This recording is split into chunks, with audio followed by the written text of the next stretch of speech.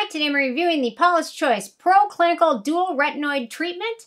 And really quick, I just want to say, I purchase these products with my own money. If you want to help support the channel, click on my newsletter, subscribe to it below, subscribe, share, like the video, leave a comment, and check out my newsletter, of course. Okay, so the latest product with adapinoid in it. We've got a couple now. This one and the Skinfix Acne Adapinoid Gel.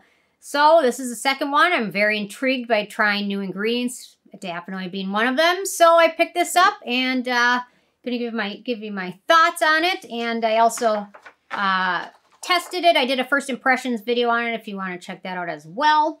Okay, so they say clinical pro-retinaldehyde dual-retinoid treatment is a first of its kind dual retinoid that is a direct precursor to retinoic acid, meaning it needs fewer conversion steps compared to retinol, making it gentler on the skin, or typically making it stronger. Encapsulated in calcium, retinol communicates from skin surface for clearer, smoother skin with minimized irritation. Antioxidant-rich pomegranate peel helps promote healthy collagen and soothes. So I've got a lot of thoughts on this one. They call it a first-of-its-kind dual retinoid.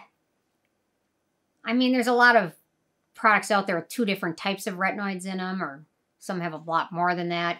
The main attraction of this one is the adapinoid. So, and I'll talk about that when I get to the ingredients here in a second. So, in terms of packaging, this is comes in an airtight plastic pump bottle. It does not come in a box. So, I was looking for the box to record, and I remember it didn't come in one. It just came with it sealed. So it's got all the ingredients and things on the bottle. So, yeah, plastic pump bottle, no issues with that. In terms of denatured drying types of alcohol, it does not contain any of those. It's also fragrance-free and has no real noticeable scent, which is nice. And it's manufactured in the U.S. So ease of use, this is very yellow. Very bright.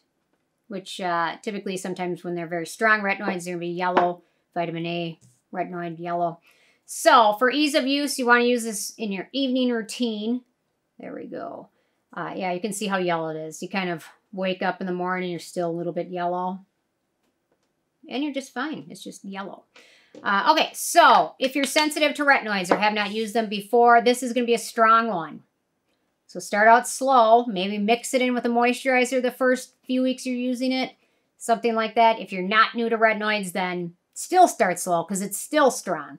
So they recommend starting out using it 3 times a week and gradually increase it to every night as tolerated.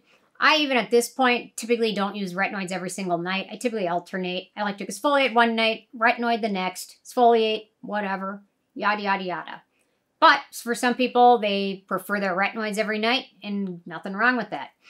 So, and be careful with your neck on this one. Necks are typically more sensitive, and this is strong.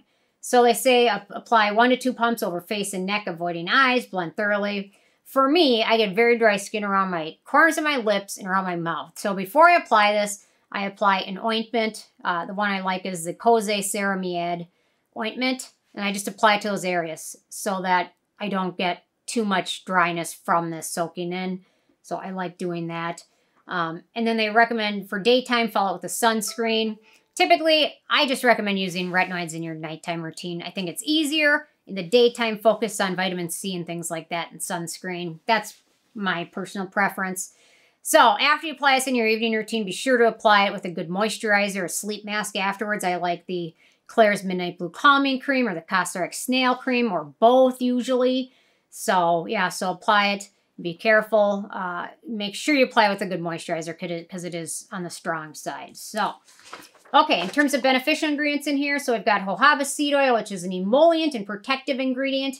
Then we got 0.1% retinal, which is a retinoid, immediate step between retinol and retinoic acid, making it stronger because it only needs 1 conversion step in its skin to become retinoic acid and become active. Great anti-aging ingredient, helps with treating the signs of photoaging, helps with breakouts, will help, continued use of retinoids or retinal will help with decreased wrinkles, smoother, firmer, and more elastic skin. We love it. It's gold standard ingredient. Next up, we've got 0.16% adapinoid, which in the package that they go by, that's the manufactured trade name. The actual chemical name is, I think it's Oleyl. Oleyl Adapalenate, which is related to adapalene, differin. So adapinoid. So far now, I've only seen 2 products with this ingredient in it, the Paula's Choice and the Skinfix. Synthetic precursor to the 3rd generation retinoid known as adapalene, also known as differin, the manufacturer name. The manufacturer states adapinoid will help improve multiple signs of sun damage, fine lines, wrinkles, loss of firmness, enlarged pores, and signs of irritated skin. And it may also prevent and slow breakouts, all coming from the manufacturer. So FYI, I'm unable at this point to find any published research, studies, anything really on it. It's all coming from the researcher, the manufacturer, I mean. But if we take adapalene on all the research that has, and we know this is a relative of that, we can probably safely assume that a lot of those are going to have the same benefits, but not totally in black and white yet. So, okay, we've got a couple more ingredients. We've got vitamin E, which is an emollient and antioxidant. We've got Saccharomyces ferment, which is a great soothing and hydrating ingredient. We've got mushroom extract, another good hydrating and soothing ingredient. And then we've got pomegranate, which is an antioxidant. And then last but not least, castor seed oil, which is a good emollient. So some nice ingredients in here. Not a terribly, ridiculously long ingredient list, but it has some nice things to keep your skin hydrated while you're using it, but still use it with a good moisturizer. Sometimes the sandwich method works great. Apply this after moisturizer and then apply moisturizer after it. So you sandwich it in between 2 moisturizers to prevent dryness. Okay, animal testing. This is an interesting one. So this is one of my first Paula's Choice reviews I've done since there's a little bit of a scandal and a class action lawsuit going back to 2009 claiming that the brand is not cruelty-free. I don't exactly know. I wasn't in China, so I don't really know. I really wasn't even into skincare in 2009, was I? Probably not. Maybe a little bit, but not too much. Not too much. I wish I had been. So at this point, knowing everything going on, I'm uncomfortable designating them cruelty-free or not cruelty-free. The one thing I will say, some of their bottles used to have the leaping bunny on them. They don't now. I have no idea. I know the brand since from Paula's Choice. It's been sold twice. I'm not going to say at this point I don't want to falsely tell somebody to use something when their ethics are to use cruelty-free when perhaps there's a chance it might not be. I'll wait till this lawsuit resolves itself. The lawsuit involves the brand from 2009 to 2023. I'm not going to say anything else because I don't know. I wasn't there. I wasn't working for the brand. I certainly wasn't living in China or Hong Kong or any of that. So, or working for Leaping Bunny or any of those organizations. So I have no idea. Okay, in terms of performance. So my first several uses of this product were not fun at all. I really almost just totally quit using this one, except for the fact that I spent so much darn money on it. And I knew I could go over it, but there's a little bit of a purging period with this one. So, and they're not fun. But after the first 5-6 times I used it, my skin started to acclimate and appreciate a little bit more. That's probably what it is, but if you're prone to that, there's also some acnegenic ingredients, and I'll mention those in a minute. So for what this product promises, it promises to support cell renewal, promote clear blemish-free skin with encapsulated retinaldehyde, adapinoid, pomegranate peel, visibly improves texture and restores luminosity without irritation. I would agree with some of that, although if acne is a main issue of yours, I might just recommend going with a different adapalene and not this product so much. Or you can check out the one from Skinfix. Maybe I should do a versus of them. So, yeah, but over time, this will certainly help with wrinkles and fine lines and luminosity and things like that, but it may take some effort and some perseverance. So, for acne-prone skin, beware. There's a lot of ingredients that are iffy. For acne-prone skin, we've got jojoba seed oil, we've got dimethicone, we've got polyglycerol 3 Diisostearate, we've got vitamin E, we've got glycerol stearate, we've got stearoyl alcohol, castor seed oil, isopropyl mystrate, and sorbitan olate. So that's 9 acnegenic ingredients. How many ingredients are in this product total? Probably 25. So there's about a third of them. And several of these are very not friendly. Very not friendly. Not very friendly at all. So FYI, just be aware of it. Maybe the Skinfix one, I'll have to do a comparison of the two.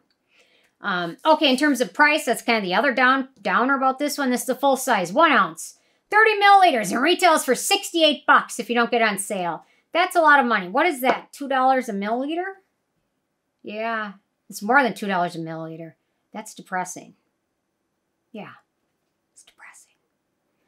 Okay, last but not least, the it factor. Not a must-have, but if you want to try Retinal or Adapinoid, it's a nice option. The Skinfix one is about $20 less. It's 30 milliliters, 1 ounce, but it's 48 bucks. So that might be worth considering too. There's a few alternatives, but aside from the one from Skinfix, none of these use the Adapinoid. So these Retinal alternatives would be Beacon Gorgeous. They just came out with a 20% Retinal A-game. The Ordinary Retinal Emulsion. The Peach and Lily. Retinal for All. Medicate, Crystal Retinol, and then the Youth to the People Retinal are all some alternatives, but they're not dupes because they don't contain the 2 highlighted ingredients, but they contain Retinal. So if you have acne-prone skin, be cautious, and maybe you might be better off just going with different in and of itself, or do a test area and do that first before anything else. So anyway, okay, so with a 10 being a perfect score, I give this one a 7. It's expensive. That's the main issue I have. And then the cruelty-free. I like to know. Is it or isn't it? I guess we'll find out. I don't know. How long do some class action lawsuits take through the system? There's some of them that take 5 years, 10 years. Who knows? I'd love to see some statements or something. That would be great. So anyway, interested in you guys' thoughts. Leave a comment, and I will see you guys more tomorrow. Thanks so much. Bye, guys.